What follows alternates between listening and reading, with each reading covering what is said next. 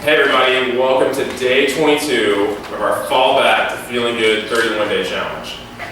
Today we're really going to focus on, for those of you that have to basically have to sit at your job and you really can't mobilize in the middle of a sales meeting, or if you're having to interact with clients in China or whatever your job entails where you basically have to sit.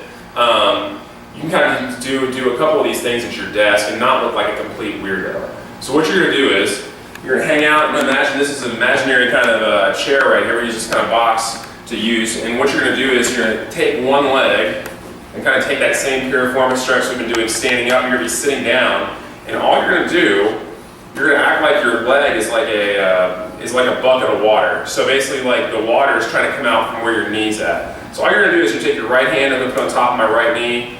Left hand's going to be underneath the outside ankle bone, just like this. And all I'm going to do is push down here and push up with the opposite hand. Just act like I'm pouring the water out and then coming back. So you want to stay nice and tall through your body and come back. And you should feel a nice big stretch back in your hip area right in there. So this is really going to kind of help open up the hips. Kind of hold it for about a minute, hold it for about a second or two, and then come back. Really kind of let that water pour out, and then come back up. So I'd spend about 2 to 3 minutes on each leg in that position.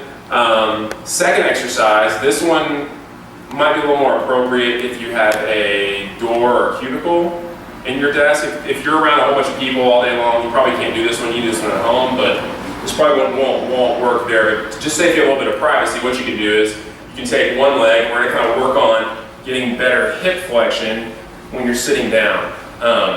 Which is important because, of course, your hip flexion gets really turned off when you're sitting down for long periods of time. So really kind of open up those hips. You just kind of bring the foot as close as you can to your booty, and really kind of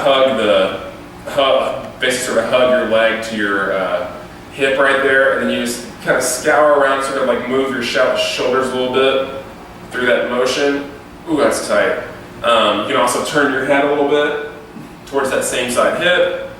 And just really kind of play around with those different kind of movements and see what works best for you. Find out where your general tightness is and spend about 2 to 3 minutes in those positions. So anyway, you guys enjoy this, and we'll see you tomorrow.